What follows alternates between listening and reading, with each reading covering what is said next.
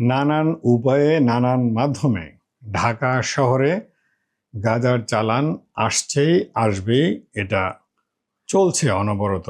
যদি না আসতে পারতো তাহলে ঢাকা শহরে যারা গাঁজা সেবন করে তারা আসলে কোত্থেকে পেত বা কোত্থেকে পায়।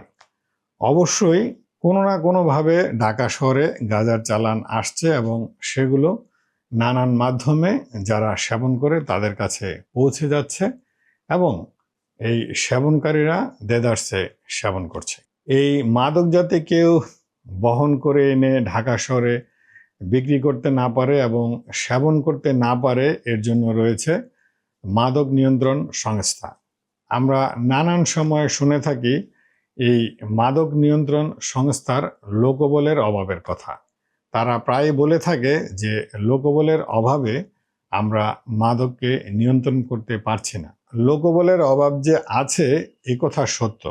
পুলিশ এবং অন্যান্য আইনশৃঙ্খলা বাহিনীর যারা আছেন তারা সহ এই মাদক নিয়ন্ত্রণ অভিযানের যারা আছেন তারা সবাই মিলে যদি আসলে কঠোর হস্তে দমন করে এবং কঠোরভাবে নজরদারি চালায়, সেটা হয়তো কিছুটা হয়তো সম্ভব হবে। তবে সেই বাস্তবতা কতখানি সেটা আমরা জানি বাংলাদেশের প্রেক্ষাপটে।